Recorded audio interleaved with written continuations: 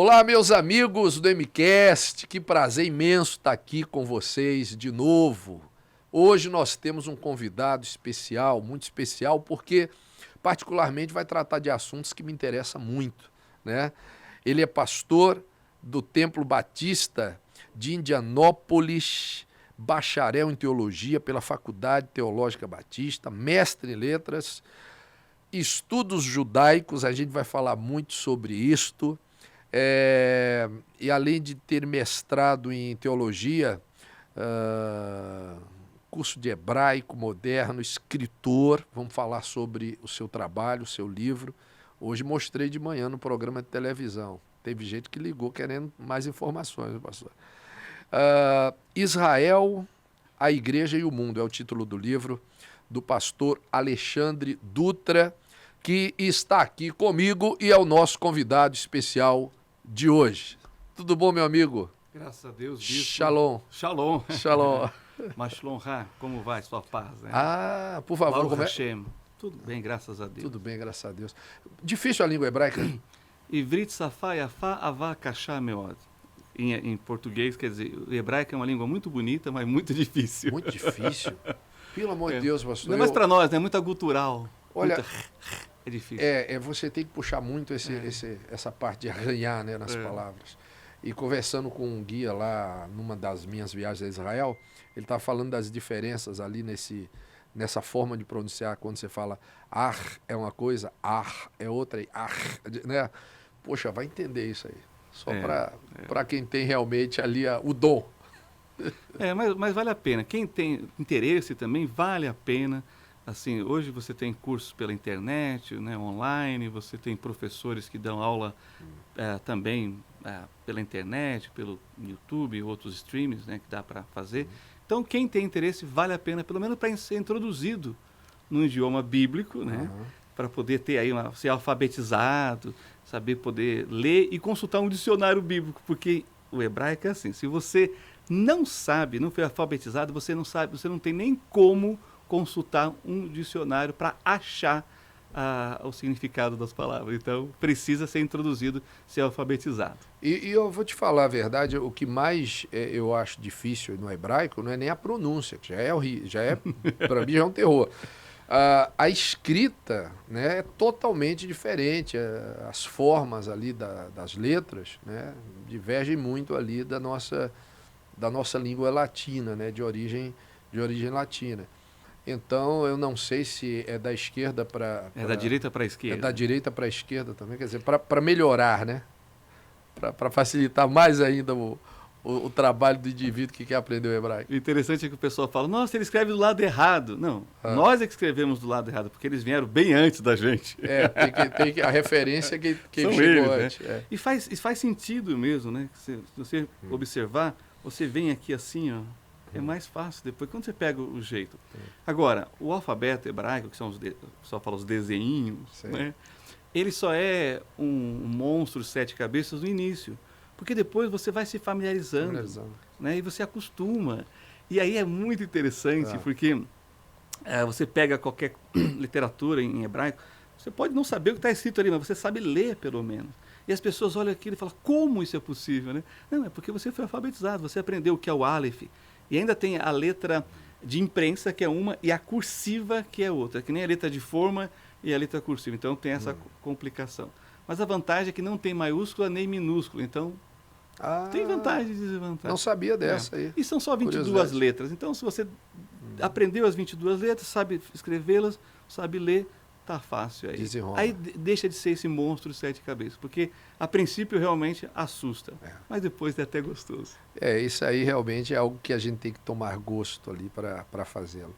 E toda a Bíblia, doutor Alexandre Dutra, pastor Alexandre Dutra, toda a palavra de Deus, ela vem, né, do hebraico, do aramaico, né, tradicionalmente de uma escrita que, por mais antiga que seja, ainda é usada.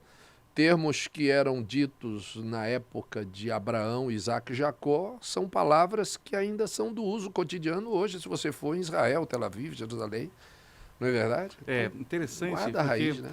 Quando o Davi Ben-Gurion, que foi o primeiro-ministro de Israel, fez a declaração da independência em 14 de maio de 1948, ele fez a declaração em hebraico, né? E os estudiosos da língua dizem o seguinte, que se um profeta ressuscitasse e ouvisse o discurso dele, entenderia pelo menos 70%. Que coisa, né? A nossa língua portuguesa, por exemplo, ela traz mudanças e é uma língua recente, né? Nós tivemos uma reforma ortográfica aí, mais uma, né? Que mudou bastante coisa. Esses dias eu estava rindo aí, que eu estava vendo uma matéria antiga no jornal, onde estavam escritos assim, facto, né? Ainda como português de Portugal, farmácia com PH, e eu falei, meu Deus do céu, parece coisa não, tem 50 anos isso, né? Pouco mais ou menos. E o hebraico, ele realmente guarda ali a raiz da palavra. Você acha que isso aí faz parte somente ali da cultura, né, da língua, no sentido ali literário da coisa, ou é um conjunto? É um conjunto. Meu orientador, ele recebeu o Tanar, o Antigo Testamento, né, em hebraico contemporâneo. Ou seja, então a língua hebraica também é dinâmica e muda. Ele ficou horrorizado porque muda muito, né? Aí realmente se perde a coisa. Porque você tem a dinâmica da própria língua falada, o slang, né? As gírias, né? Palavras novas. E as palavras novas, por exemplo, né? não tem internet em hebraico, não há tradução para... É interessante... para web design em hebraico. Como eles são um país, assim, depois que é alfabetizado em hebraico a criança, ela vai ser alfabetizada em inglês, que é justamente o contato com o mundo ocidental, né? Então, os países do Oriente Médio, que tem hebraico, árabe e outras línguas ali naquela região da Ásia, então eles vão obrigatoriamente ter que aprender o inglês para poder se comunicar com o mundo ocidental, né? Então, eles aprendem sim. Mas, por exemplo, a palavra para computador em hebraico moderno é marshev, que quer dizer aquele que pensa por você. Mas a palavra mouse em hebraico, eu nem lembro, porque não pegou. Então eles falam mouse. Eles repetem no inglês. Lá o português ele fala rato mesmo, né? Pois é, o português de Portugal, eles são bem mais diretos, né? São muito diretos. E pronunciam o inglês como lido em português, né? Se fala mouse, eles falam mouse. Eles são muito bairristas ali, principalmente em relação à língua, né? Que eu estava ouvindo português João Pereira Coutinho falando do Montanha. Eu falei, nossa, quem é esse Montanha? Preciso conhecer esse cara, é o Montaigne. Puxa, ele Montanha. Nossa, o Montanha falou isso, falou... Eu falei, pô, preciso conhecer esse Montanha. E falam isso com uma convicção absoluta. E errado não estão, né? Porque estão defendendo ali a sua pátria, né? Como diz o Fernando Pessoa, a sua língua portuguesa. O pastor Alexandre, a gente está falando aí sobre o hebraico, sobre língua e tal, mas assim, para o judeu, né? Para o judeu, guardar tradições é algo que realmente está ali enraizado, né? Faz parte do povo. Faz parte da cultura judaica. Dando aula em seminários e pregando, geralmente eu toco nesse assunto, né? Como é que a gente pode definir, por exemplo, as três principais religiões monoteístas em uma palavra? É claro que é um reducionismo, mas para ter um começo e partir dali para entender justamente essas três religiões. Então eu pergunto, o cristianismo em uma palavra? É fácil, amor, né? Então, daí você já começa a entender a questão da fé cristã. E o islamismo? O islamismo tem uma palavra que marca, que é muito forte. É claro que você tem que conhecer, estar envolvido para saber, para chegar nessa palavra. Muitas outras poderiam definir também, mas para mim, a que mais define é honra. Por isso que a coisa com o Islã, com os muçulmanos, tem essa pegada, sabe, de esse ressentimento, essa coisa da vingança, porque eles têm a questão da honra. Dos 99 nomes de Alá, que é o terço islâmico, não tem a palavra que Alá, né, o Deus islâmico, é amor. Eles falam que é a 100ª palavra que perderam. Mas a palavra que vai girar em tudo, nesses outros nomes, é honra. Então, o Islã é baseado na honra. Já o judaísmo, em uma palavra, seria tradição. É exatamente isso que você falou. Eu fiz judaísmo, né? Um centro da cultura judaica, antes de fazer o meu mestrado. É um curso? É um curso feito pela comunidade judaica, ali no Centro Cultural Judaico de São Paulo, na Estação Sumaré, naquele prédio que é em formato de um rolo aberto da Torá. No Hebraica, não? Não, é não sabe o metrô Sumaré? No Sumaré, tá. Então, eles têm um prédio ali, que é o formato de uma Torá aberta, um rolo da Torá, da lei, do Pentateuco. E eu estudei judaísmo lá e outros cursos lá, hebraico também e outros cursos. A minha professora, falando sobre as festas, ela ilustrou da seguinte maneira o Pessa, que é a Páscoa judaica. O Seder de Pessa leva 4, 5, 6 horas para realizar. E todo ano é a mesma coisa. Então as filhas falaram assim: mãe, esse ano nós vamos fazer o Seder de Pessa. Ela, ai, que maravilha. E o que seria o Seder de Pessa? É a ordem da Páscoa. Passo a passo, que leva 5, 6 horas. Eu participei em Israel. É um cerimonial. É um cerimonial, é a Páscoa judaica. E o que consiste nesse cerimonial? Dos elementos da Páscoa, o pão ázimo, ervas amargas, a raiz forte, o cálice, a Hagadá, que é a história da narrativa da saída, né, das pragas, também os filhos que fazem perguntas. Então, é todo um cerimonial, eles têm um livro que eles vão seguindo, página a página. Aí as filhas falaram: mãe, nós vamos fazer isso aí. Ela ficou feliz da vida, né? Pô, que bom. Aí as filhas começaram a abrir o primeiro item, a bênção do cálice, e elas falaram assim, ó: idem ano passado. Virou a página. Próximo, idem ano passado. Virou a página. Próximo, idem ano passado. Ou seja, o negócio ia resumir, ela falou: para. O que vocês estão fazendo? Mãe, todo ano é a mesma coisa. Ela falou: mas é exatamente isso. Né? Ser judeu é exatamente isso, é essa tradição milenar. É viver como os apóstolos, os patriarcas viveram, os juízes, né? Os profetas, os reis de Israel. Né? Então, essa é a definição de judaísmo, tradição. Todo ano eles têm a Páscoa, todo ano eles têm as festas judaicas. Todo Shabat eles estão na sinagoga. Agora, aqueles que praticam o judaísmo, porque você tem os grupos, você tem o liberal, Sim. tem o secular, os ortodoxos. Aí você tem os ortodoxos, você tem os tradicionais, né? Você tem os reformados. Tem reformados. Você sabe uma coisa que eu achei engraçada lá em Israel? Sim. Eles têm tipo uma sátira, eles fazem uma piada, como nós fazemos com os portugueses, e os portugueses eles fazem com os alentejanos. É engraçado que eles não zoam do brasileiro, eles zoam do povo do Alentejo, pessoal que vem da região do interior. Então, eu não sei agora a que grupo pertencem, mas os tradicionais lá de Jerusalém, de Israel, eles meio que fazem uma sátira assim, com aquele judeu meio desajeitado, que vem de países assim não tradicionais ali, que estão ali. Vieram judeus de mais de 100 países. Muito. Eles riem daquele judeu meio desajeitado, sabe, que não coloca ali o talit de direito, que não usa, né, o kippá de maneira certa.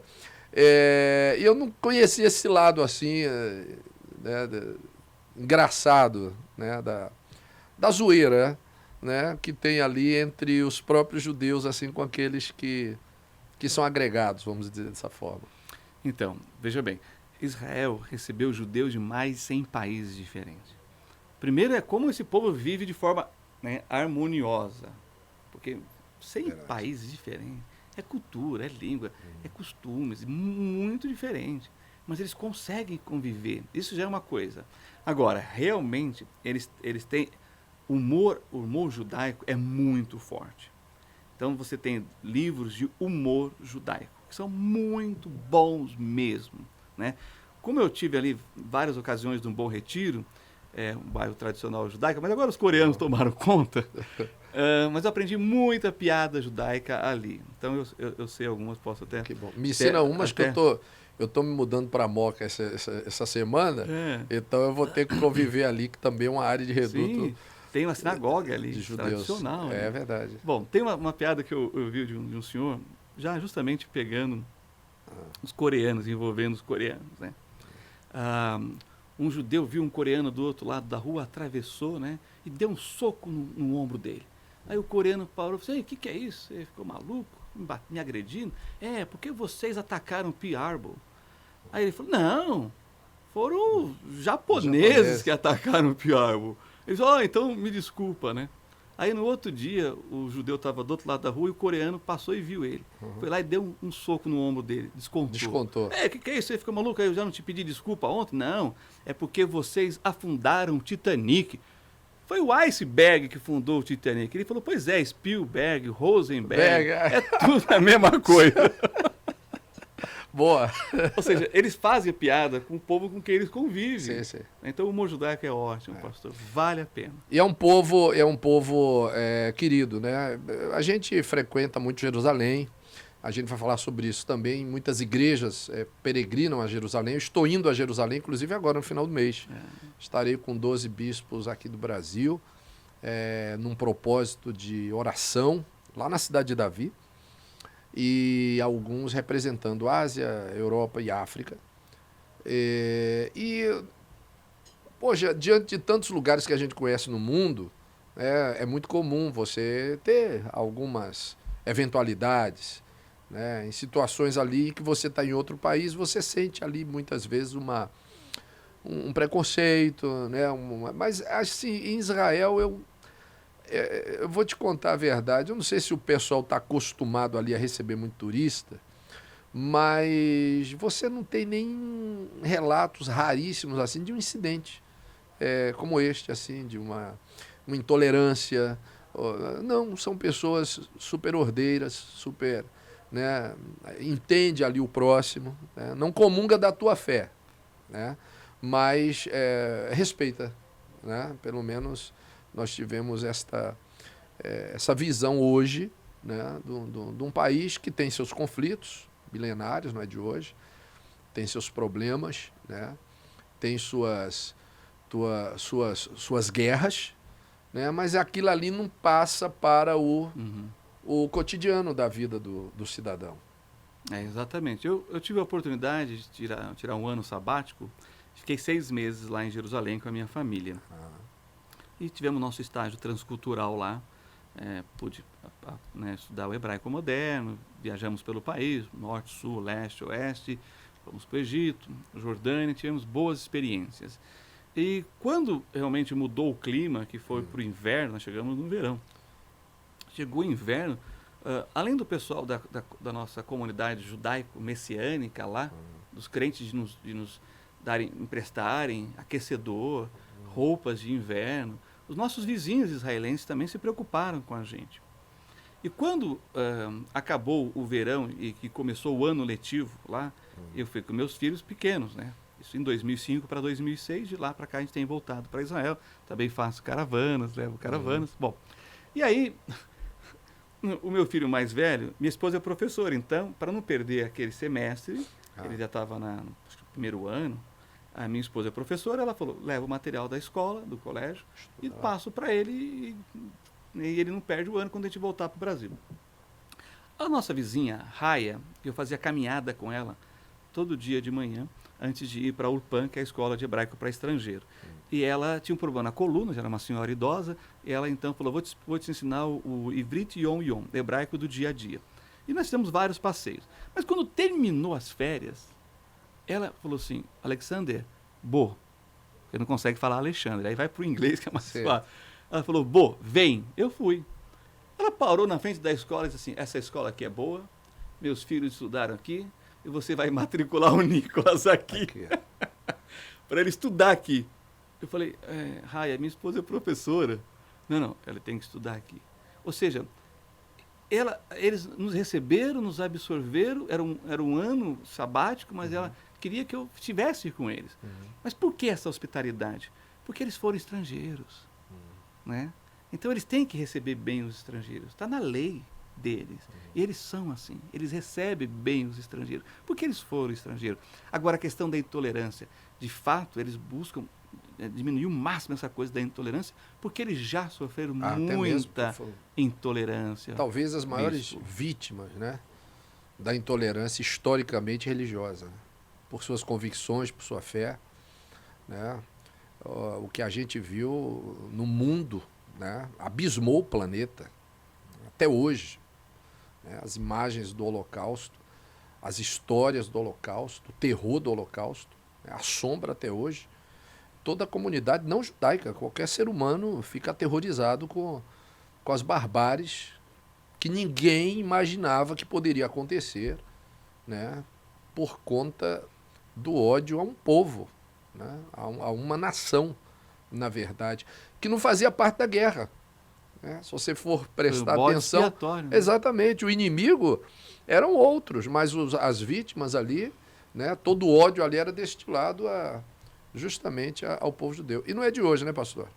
Né, Israel já foi assolado várias vezes, né, por várias circunstâncias e por nações diferentes. Né? Já houveram inimigos ali que vieram da Babilônia, do Egito, de Roma.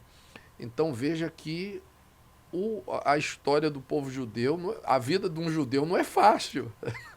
É uma vida de luta. Por que isso? Exatamente. Assim, você falou de ir para Israel. Bom, existem lugares maravilhosos em Israel que a gente fica encantado. E o contraste da tecnologia com ruínas de 3.000 anos atrás, coisas assim realmente, né, da época do rei Davi até anterior a ele, é impactante.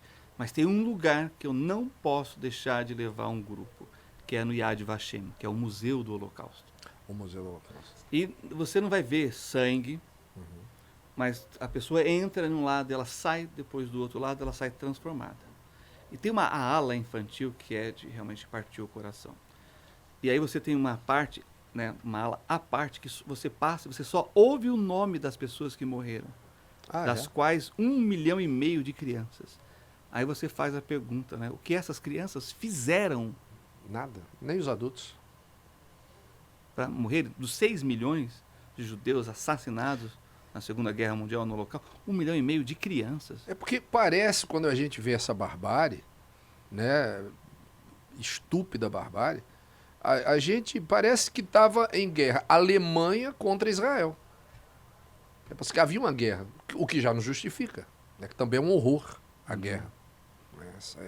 A sangria da guerra é injustificável. Elas existem, elas fazem parte da história, mas elas são totalmente injustificáveis. Pois é, eu já li vários livros tentando responder essa questão. Tanto entre judeus sobreviventes, alguns que eu conheci, inclusive, que faleceram. Tem um em particular, o senhor Bernardo Solares, né, ficou em português e Solange em alemão, polonês, perdão. Ele né, foi perseguido, ele sobreviveu, é uma história, partiu o coração. E ele quis ir para o fim do mundo e veio parar no Brasil, depois da guerra. Fim do mundo, ele chegou no Brasil. Mas foi aqui que ele teve encontro com Jesus e reconheceu Jesus como seu Salvador e o Messias prometido a Israel. E ele escreveu um livro, ele faleceu ano passado, nós fizemos o culto. Difícil, hein? Culto fúnebre. Ele escreveu um livro que ele quer que seja publicado pós, né, a morte. Que o título é lindo. Das garras de Hitler para os braços de Cristo. Que coisa. Que é o testemunho dele. Bem, então, eu introduzi esse assunto, por quê? Porque, embora você leia todo o material pesquisado, eles, infelizmente, não colocam um fator, por estarem na academia e tentarem explicar logicamente o raciocínio, né, eles esquecem um ingrediente que é fundamental, que é a questão espiritual. Não dá para tirar a questão espiritual da equação.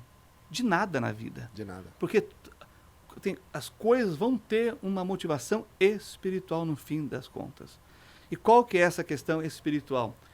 É uma batalha entre o mal e o bem, do inimigo contra Deus. Como ele não pode atingir a Deus, ele toca em quem? Em Jó. Está lá o caso clássico de Jó. O que Satanás pode fazer contra Deus? Nada.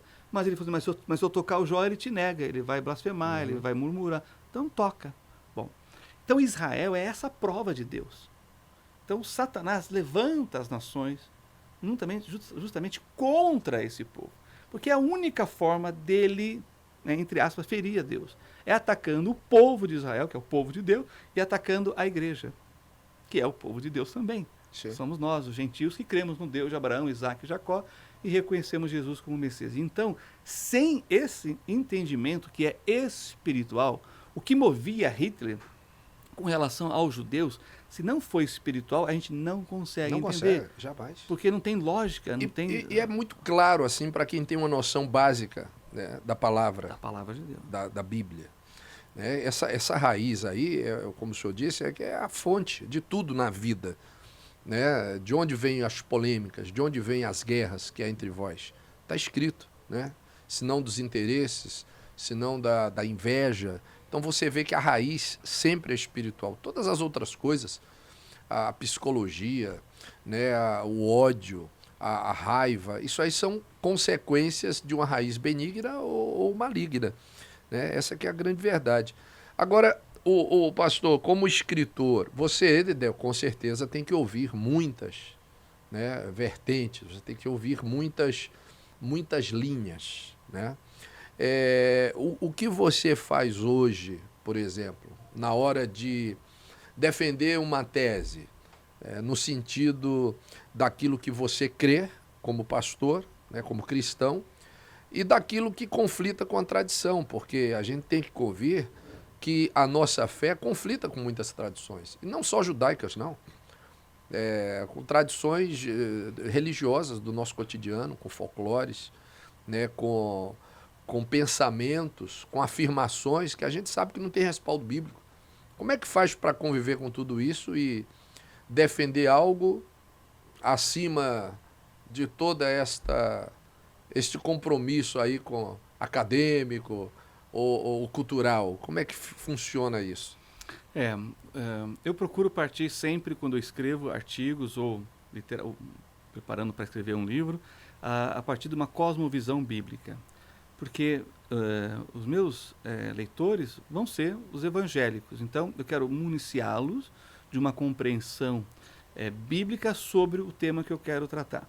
Mas, com uma pesquisa, né, aplicada à exegese, à hermenêutica, ou seja, à interpretação, as regras de interpretação que você aplicaria para interpretar qualquer literatura.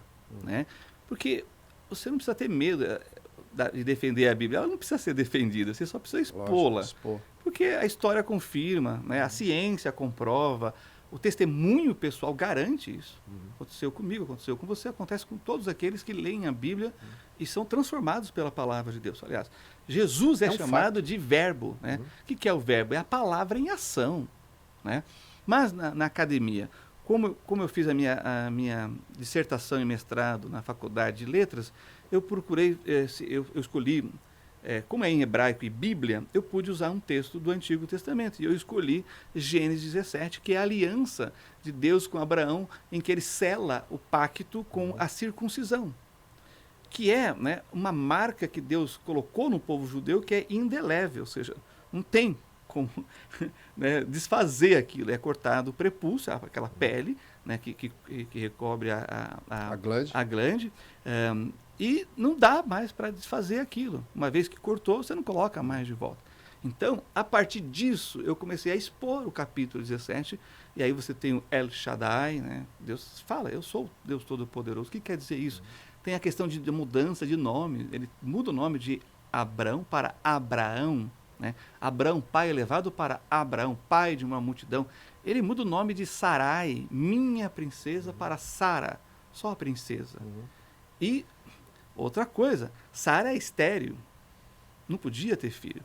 O Abraão já tinha passado, já tinha amortecido o seu corpo. Deus opera ali, sela essa aliança e torna eles produtivos.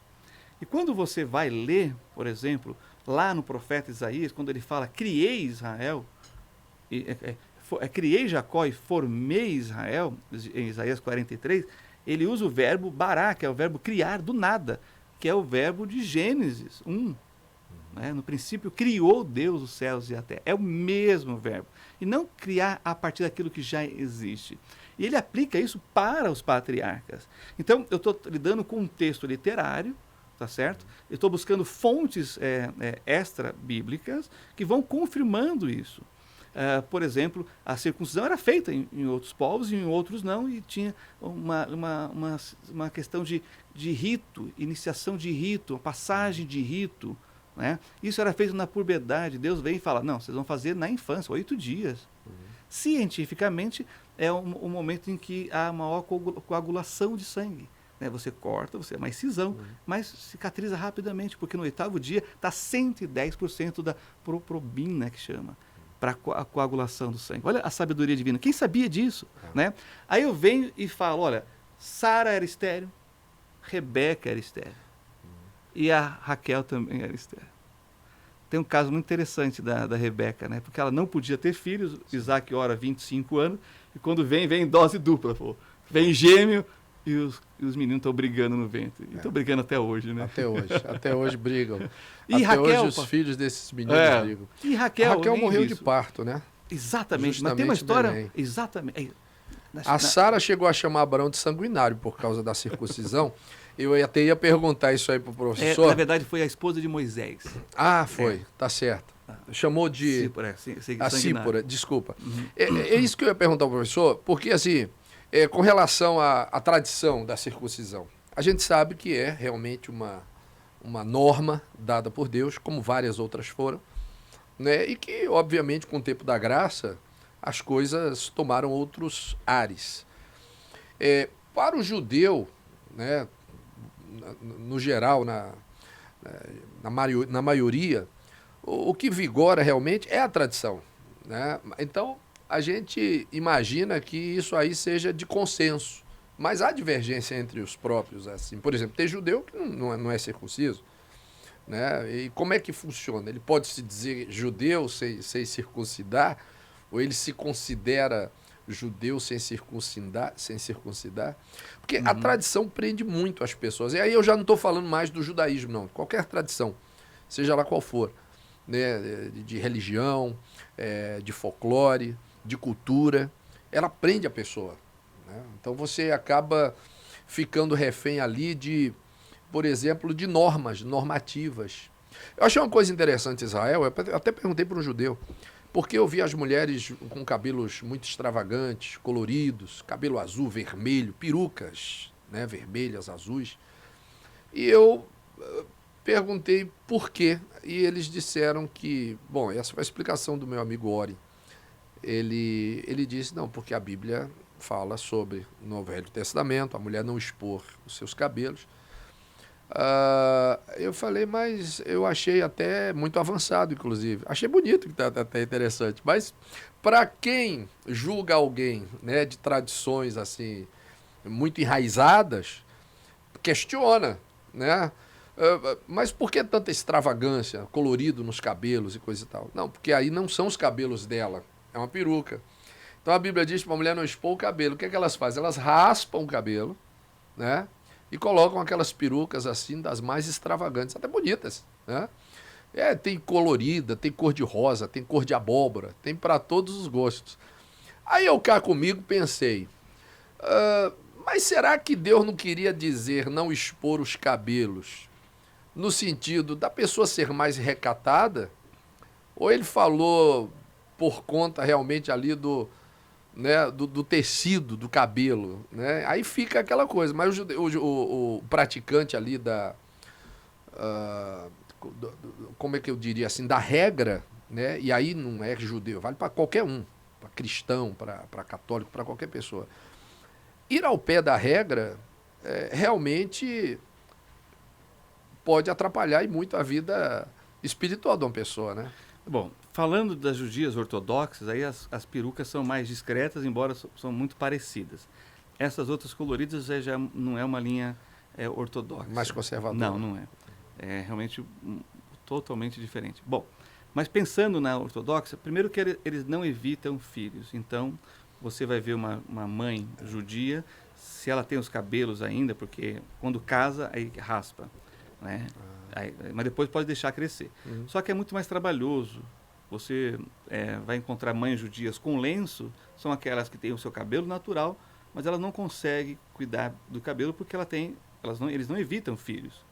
Então, são vários filhos. Então, é mais fácil você colocar um lenço na cabeça e sair e estar discreto, entendeu? Na questão da submissão ao marido, que é por isso que raspam o cabelo, tá bem? Agora, aquelas que usam a peruca também, por estarem sempre bem alinhadas e a praticidade da vida.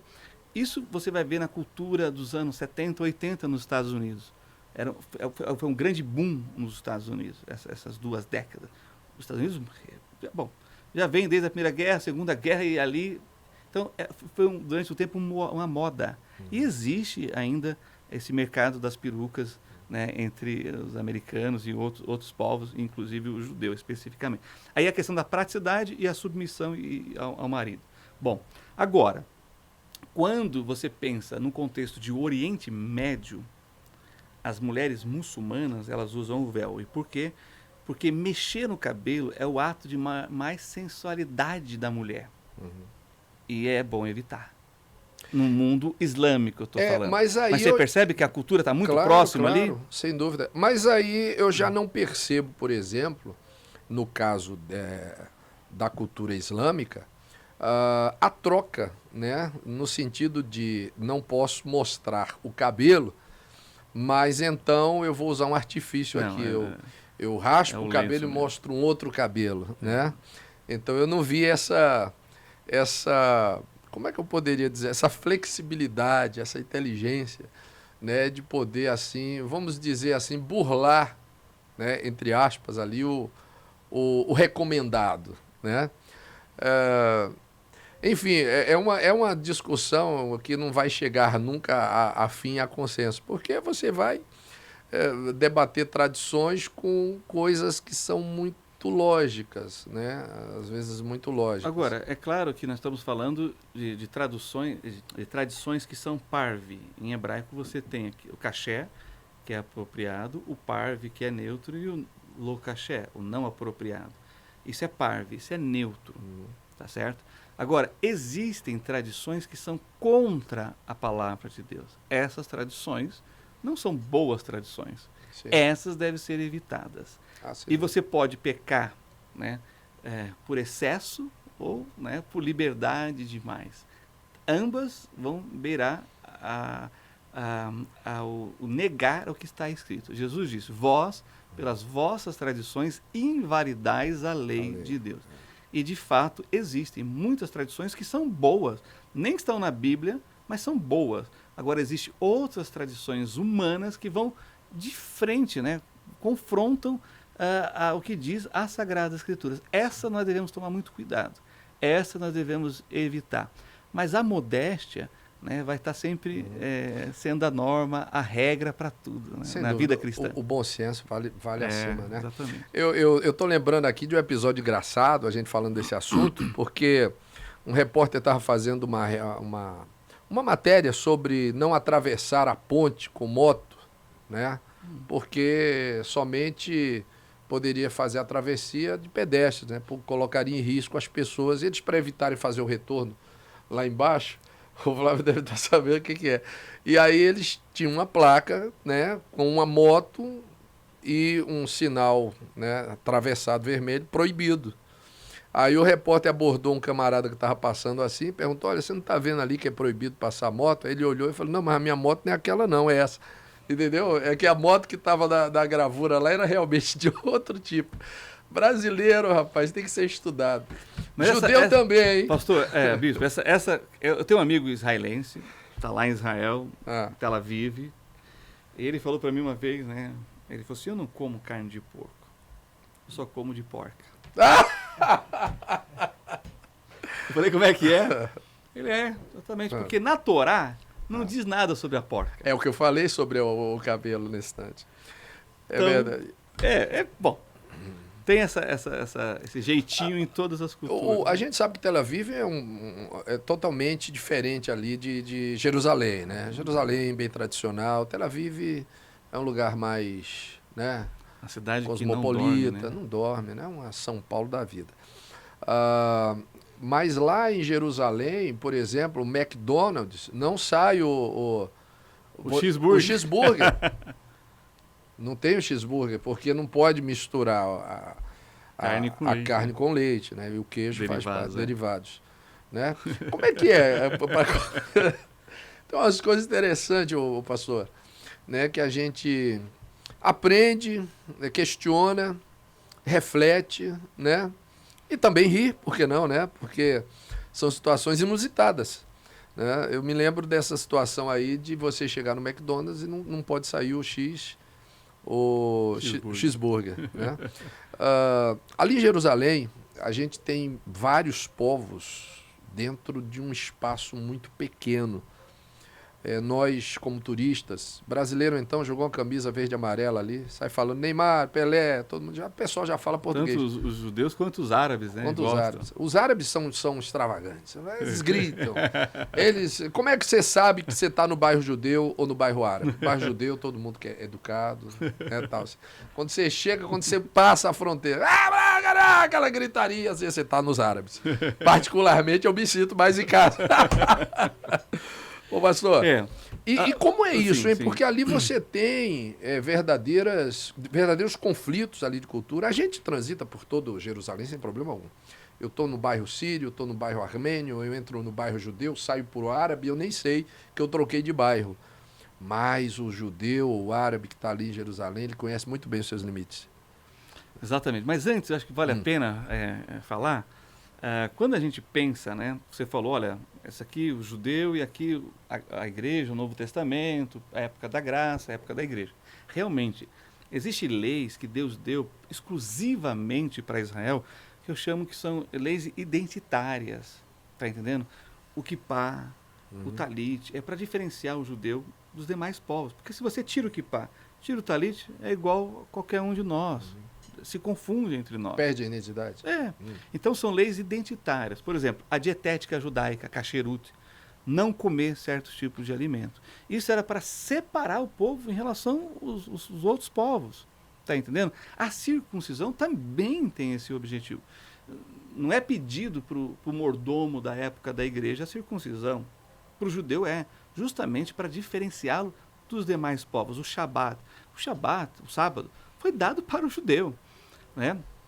Justamente para mostrar a diferença desse povo em relação aos demais povos. É por isso que essas leis, esses mandamentos identitários, não é repetido para o fiel da igreja, o gentil crente. Está entendendo? Então isso aqui é muito importante. Não vai ser exigido da gente, mas dele sim. Teríamos que entender, então, estas leis como uma lei, uma constituição ali a um povo. Né?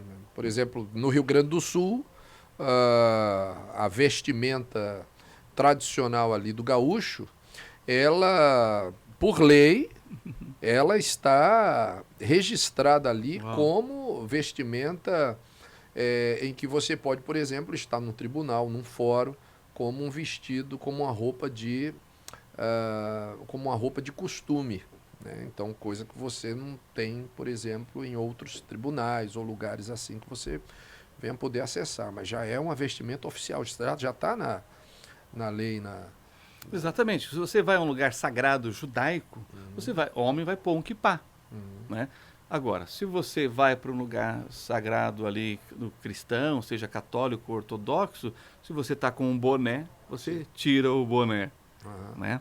Agora, então, como é que consegue essa relativa harmonia em Jerusalém? É um fenômeno isso. É incrível. É realmente incrível como eles estão preparados para conviverem, negociarem, lucrarem e receber o estrangeiro e ser o mais gentis possível. É claro, eles estão lucrando com isso. Muitas famílias é sustentado. Depois da high-tech, né, alta tecnologia de ponta nos Estados Unidos, você tem o Mar Morto, que dá muito lucro, isso porque é morto, imagina se fosse vivo. Imagina se fosse vivo. Inclusive está recuando? Porque assim está diminuindo porque eles estão segurando a vazão da água para o Mar Morto, que vem do Mar da Galileia para uso, temos para ali consumo. Uma profecia em Ezequiel, se eu não me engano, em que fala justamente sobre este fenômeno. Então, é do Bolanes que você está falando? Dos Bolanes. O Bolanes é outra coisa. Essa profecia... São aquelas crateras que abrem. Assim. Essa profecia é para um período do governo de Cristo na Terra. Aí nós vamos... E é interessante, lá o profeta diz que mesmo assim vai deixar uma parte para tirar o sal. Então não vai ser totalmente... Aí é o segundo podcast, pastor. Tá vai bom. Marcar. Tá jóia. O papo tá rendendo, tá bom. Então, mas voltando, então, deixa isso aqui para a próxima oportunidade. Mas voltando, o judeu, ele sabe que a existência dele depende de saber se relacionar.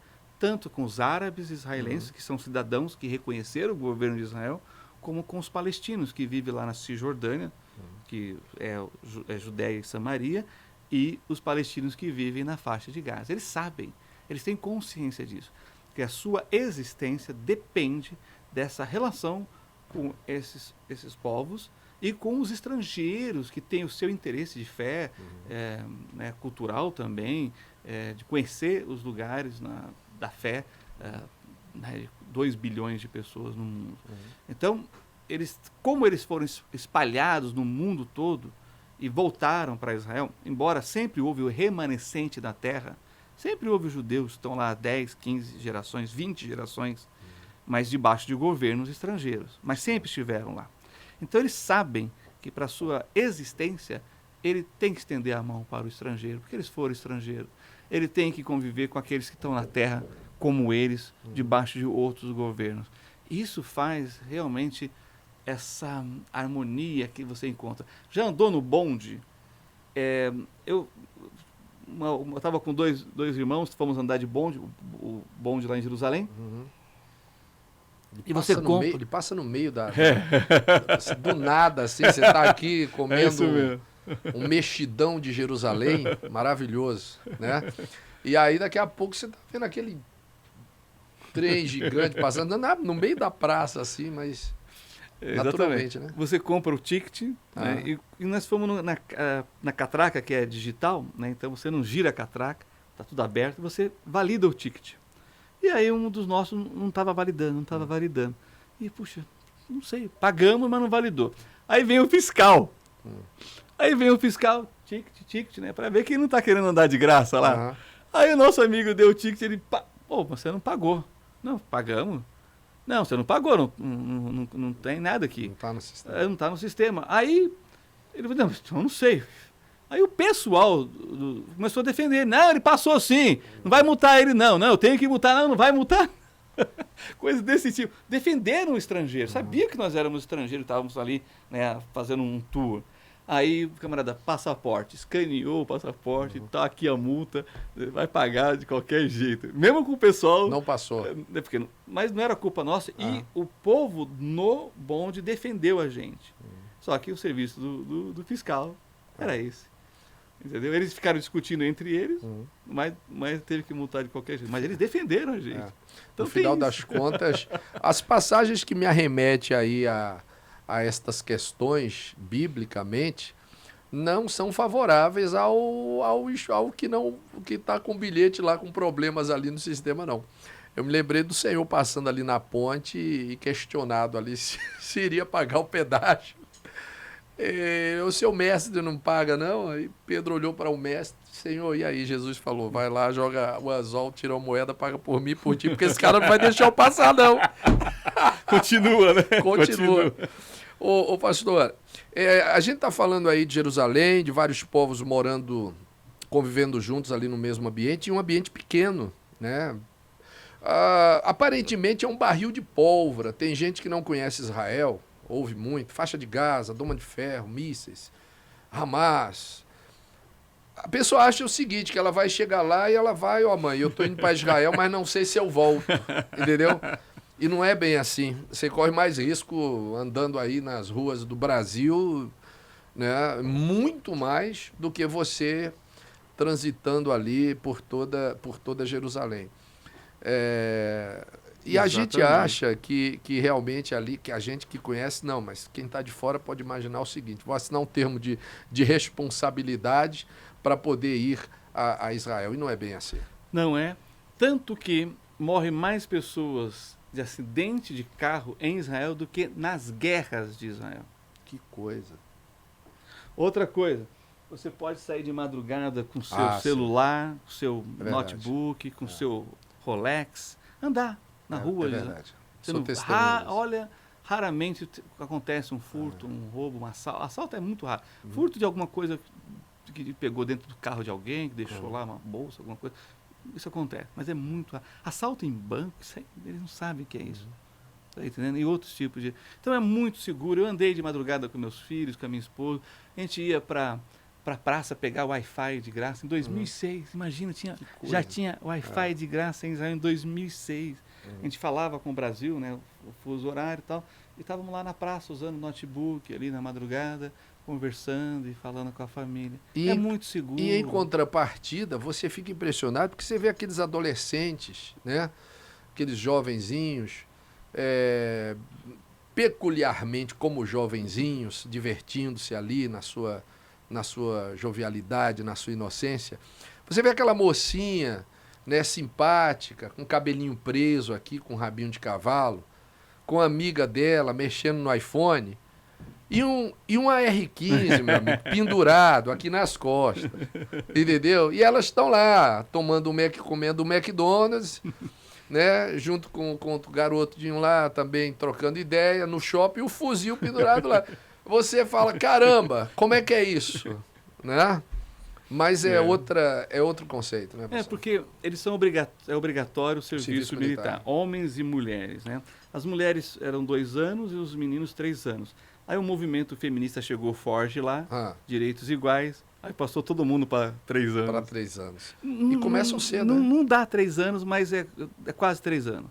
Bom, aí veio o movimento feminino, foi ruim para as meninas, né? Essa que é a verdade. Bem, e aí, desde 73, que teve a Guerra do Yom Kippur, em que a Golda Meir era primeira-ministra lá, que foi um fenômeno essa mulher. O Ben Gurion dizia que o homem mais forte no gabinete dele chamava-se Golda Meir.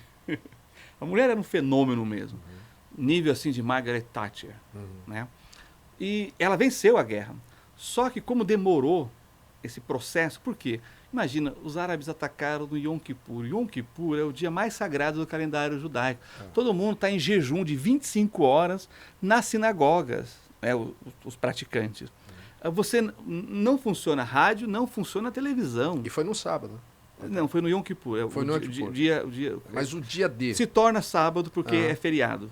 Todo dia de festa é um Shabat, porque não se trabalha, não pode. Eles não têm a palavra feriado. Certo. Então eles falam Shabat, porque é o dia de descanso. Mas é o Yom Kippur e esse é um dia mensal e não semanal. É a festa mais importante para o judaísmo, o dia do perdão. É a data mais sagrada do calendário judaico na questão de festividade. O inimigo, obviamente, espertamente achando que vou pegar todo mundo desprevenido, atacou. Ela venceu a guerra, mas a baixa foi muito alta. Isso fez com que ela nunca mais ganhasse para nada, politicamente falando. Ela não viveu do partido, uma mulher que foi um fenômeno.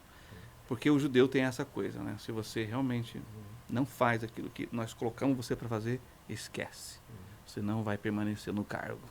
Essa é a cultura judaica. Eu vi um primeiro... Eu tive diferente aqui da nossa, igualzinho o Brasil, né? Igualzinho, é a mesma coisa, igualzinho. Né? O camarada fez o que fez, você aprontou, não fez o que era para fazer, não, ninguém viu nada. Eu conheci o prefeito de Jerusalém, ele se tornou primeiro-ministro, apareceu $100 mil na conta dele, ele não soube explicar, ele foi para a cadeia. Igualzinho. Prefeito de Jerusalém. Que se tornou primeiro-ministro. Ehud Olmert. Saiu agora da cadeia. Pô, isso aí faz tempo. Eu estava lá quando o presidente de Israel, Moshe Katsav, foi acusado de assédio sexual. Foi julgado por uma juíza, está preso até hoje. Presidente de Israel e primeiro-ministro. Bom, então, como a Golda Meir, ela venceu a guerra, mas perdeu... Teve baixas. Teve muitas baixas. O que eles decretaram? Todo jovem vai levar o fuzil para casa. Esse é um dia de folga dessas meninas e dos rapazes. Então, eles não podem se separar da sua arma. Estado de alerta. Estado de alerta constante. Os soldados, aqueles que estão em ativa. Quer dizer que surgiu justamente dessa situação. Que coisa interessante, professor. E é interessante, sei que você falou comer no McDonald's. Eu fui levar meus filhos para comer um McDonald's. E aí estão os soldados, tudo fardado. E está lá um segurança armado, você sabe. Você abre a bolsa, passa detector de metal, ninguém entra nos lugares de aglomeração sem detector de metal e sem o segurança. Está lá o segurança com a pistola na cintura, um soldado com o fuzil, ele está dizendo, não, você não vai entrar, você não vai entrar. Eu quero entrar, eu preciso entrar, eu sou soldado.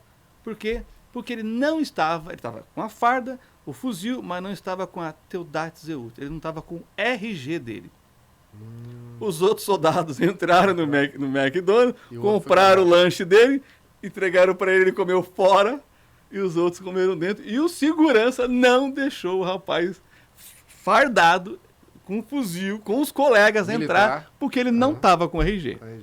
Que coisa. Simples assim. Olha como funcionam as coisas. Como funciona, né? É uma coisa espiritual. E na igreja, pastor, os soldados com os metralhadores, os fuzil, louvando a Deus. Louvando a Deus, E as metralhadoras assim, encostadas no banco, e você do lado, e cai um fuzil do seu lado, assim.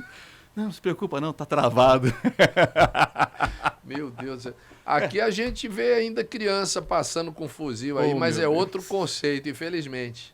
Né? Nos morros, nas comunidades, nos bairros e, por que não, também nos condomínios de luxo, né? É menos exposto, né? Não há necessidade daquela ação específica ali, mas a gente torce pelo Brasil, ora pelo Brasil. Mas é aquele negócio, né? O que vale é quem é o teu Deus, né? A quem você serve? Diga-me quem adoras que eu te direi quem és. Eu mudei o ditado agora, tá bom? Excelente, gostei. Então você vai ter características realmente bem definidas daquilo que você de fato acredita. Eu quero aqui, poxa, o bate-papo tá tão gostoso, estão me dando recado aí, o bispo já estourou a hora. Não tem hora que não, filho. Quem faz horas é a gente. Deixa eu mostrar aqui, olha, que presente, que lembrança bonita que eu ganhei aqui, né? Do Dr. Dutra, do pastor Alexandre Dutra. Qual é a câmera? Vocês aqui. Aqui, ó. Olha só que lindo. É uma estrela de Davi, né? A estrela de Davi. E aqui o cartão do Amigos de Sião. O que é o pastor Alexandre, o Amigo de Sião? Amigos de Sião é um grupo de cristãos bíblicos, evangélicos, que há mais de 50 anos foi fundado por um pastor norte-americano com quem eu trabalho, o pastor Thomas Gilmer, que tem os compromissos, né? Orar pela paz de Jerusalém, defender o direito de Israel à sua capital, Jerusalém unificada, indivisível, e compartilhar que o Rei Eterno vai reinar lá de Jerusalém sobre todo o mundo. Então, os amigos de Sião são um grupo que luta contra o antissemitismo e também testemunha de Jesus ao povo judeu. E na estrela Maguen David, né? Na verdade, Maguen David quer dizer escudo de Davi. A gente chama de estrela por causa desse formato, né? Mas não é, a ideia não é estrela. A ideia não é um escudo. O termo é escudo. Quando a Bíblia refere-se à estrela de Davi, ela está falando estrela no hebraico ou escudo? Aí sim, aí é estrela. Aí é estrela. Então a nossa noção é de que seja alguma alusão àquele versículo. Seria, mas não é esse o propósito da Maguen David. Não é este o propósito. E está escrito Sião em hebraico aí dentro, né? Agora, é claro que você tem os dois usos. Você tem a estrela, que foi inclusive no Holocausto, pelos nazistas, para identificar o judeu, né? Era a estrela de Davi. Porque se tornou um símbolo, né, que identificava o povo judeu. Mas o termo é usado justamente na ideia do governo de Davi sobre Israel, em que ele une as tribos. Por isso que é uma estrela de 6 pontas. Você tem 6 triângulos dentro e 6 triângulos fora, que forma as 12 triângulos, uma referência a 12 tribos de Israel, que ele unificou no seu governo, que seria, então, o símbolo do escudo mesmo de guerra. Como você tem o leão, a águia romana, o urso, né, o leopardo dos gregos e assim por diante. A cobra que fuma do Brasil. Exatamente. É essa a ideia. Agora, a origem, ela é incerta. Você tem referências já há 500 anos antes de Cristo que se encontrou, e depois também, né, depois de Cristo, você encontra esse símbolo na comunidade judaica, nas ruínas de Israel. Mas por ser essa questão geométrica muito, muito interessante, muito gostosa de fazer, 2 triângulos, a gente também encontra em outras civilizações. Então, de fato, não se consegue comprovar quando que realmente começou isso. Mas o termo é esse, Maguen David. Maguen David, que é escudo de Davi. Escudo de Davi. Corra é que é estrela. Corravim, estrelas. Aí é bem diferente. Olha só, vivendo e aprendendo, tá vendo? Eu não sabia dessa particularidade. Eu sempre achei que fizesse realmente, do ponto de vista da tradição do hebraico, alusão à estrela, né? Quando, na verdade, ela representa, então, o escudo. A defesa, né? A defesa, né? Meu querido pastor Alexandre Dutra. Nós estamos aqui vendo seu livro aqui, né? Israel, a Igreja e o Mundo. Ele já está publicado? Vai ser lançado esse mês. Este mês? Ele sai esse mês. Ah, que bacana. Então já estamos fazendo uma promoção, uma pré. pré-venda, né? Então, qual é a ideia desse livro? São 22 artigos que eu escrevi de 2017 a 2022 no site Gospel Prime, trabalhando justamente esses temas que discutimos aqui rapidamente, né? En passant, como diriam os franceses. Tá Então, certo. ali eu trabalho vários tópicos assim, e essa relação de Israel, a profecia bíblica, Israel e a igreja. Ou seja, quando a gente entende Israel, a igreja e o mundo, e a liga da questão profética, que nós até mencionamos aqui também, quando você entende essas coisas, fica mais fácil de compreender a sua leitura bíblica. Sem dúvida. Então, são artigos que ajudam a compreender a igreja e a relação com Israel, a igreja com relação ao mundo e Israel com relação ao mundo diante das profecias bíblicas. Então, eu falo sobre vários assuntos ali que vale a pena adquirir para ler. Vou esperar com expectativa, porque eu quero adquirir o meu. E você também que desejar, os contatos estão aí no rodapé do seu vídeo. Pastor Alexandre, deixa para a gente também suas redes sociais, um contato para informações. O senhor trabalha também com turismo, com caravanas, né? Exatamente. E com grupos para Israel, com passeios. E leciona também, dá cursos. Por favor, deixa seus contatos aí para a gente poder também aproveitar. Tá certo, foi um prazer, é sempre gostoso a gente estar sentado e conversando assuntos tão prazerosos, né? Para aqueles que creem, né? E para aqueles que querem conhecer e entender o mundo ao nosso redor, numa perspectiva bíblica, judaico-cristã, né? Não é verdade? Então, meus contatos, eu tenho pessoal WhatsApp, então é 975-332159, o código é 11. As mídias sociais é do Grupo Amigos de Sião, eu não tenho. Então é o Facebook dos Amigos de Sião, YouTube nos Amigos de Sião, Instagram também nos Amigos de Sião, e temos também um site de notícias chamado Notícias de Sião. Mas é só acessar e me mandar uma mensagem para mim que eu sempre acompanho e respondo. E a caravana dos Amigos de Sião, ela tem assim um enfoque um pouco diferente. Ela tem a ideia de passar justamente essa ideia sionista, ou seja, a ligação do povo com a terra e a terra com a Bíblia e a Bíblia com a fé. Não só a fé judaica, mas a fé cristã. Então, entender isso, porque o que me preocupou em muitas caravanas? O pessoal vai para Israel, usufrui, mas ele não consegue ver o povo. Tem tanta coisa para ver que ele não vê o povo. A nossa ideia é apresentar o povo para ele. Como é que a gente faz isso? Eu tenho amigos judeus, crentes brasileiros, que creem em Jesus, que moram lá. E que são professores, né? São mestres, são pessoas bem-sucedidas. Então a gente faz uma noite com eles. Então você tem a oportunidade de perguntar para um judeu em Israel, mas um judeu que como nós, crê em Jesus. Então a gente tem o melhor dos dois mundos. Nós temos tanto o Antigo quanto o Novo Testamento. Nós temos tanto a história de Israel quanto a história da igreja que começou em Jerusalém. Então a gente tem esse plus, né, a mais aí, que é justamente essa ideia do Amigos de Sião. Porque, bispo, a gente sabe, o lugar é maravilhoso, mas o que encanta mesmo e marca a gente são as pessoas, né? As experiências que ficam, geralmente, são aquelas que você está ali, pessoalmente, lidando com o outro, né? Aprendendo ali. Num lugar santo, num lugar bíblico, num lugar maravilhoso. Não tem como falar de Bíblia sem falar de Israel, é impossível. Você não tem como uma coisa estar inerente à outra, né? Então, é uma experiência incrível. Você pode procurar então o professor Alexandre Dutra, pastor também Alexandre Dutra, e estão todos os endereços aí, rede social, contatos, e nós vamos marcar aí, com permissão de Deus, o segundo podcast, porque faltou muita coisa, tem muito assunto para a gente debater.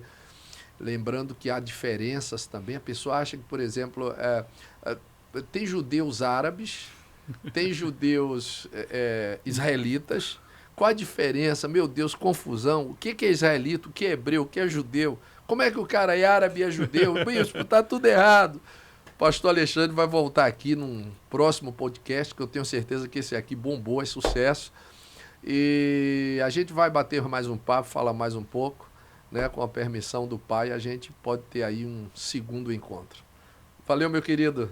Foi um abraço, Bispo. prazer imenso estar com você. Parabéns aí pela iniciativa do podcast. Obrigado. Que Deus abençoe, seja um sucesso para a glória de Deus, para a edificação do povo de Deus, para também chamar a atenção, né, da fé para aqueles que ainda não tomaram aquela decisão mais importante da vida, que é crer e receber Jesus como Salvador. Né? Obrigado, pastora, por nós. Divulgar o Evangelho a toda criatura e de todas as formas. Muito obrigado pela presença, meu querido pastor Alexandre Dutra. Nós ficamos por aqui no nosso podcast. Um abraço para todo mundo, fiquem com Deus e até o nosso próximo encontro, com a permissão do Pai.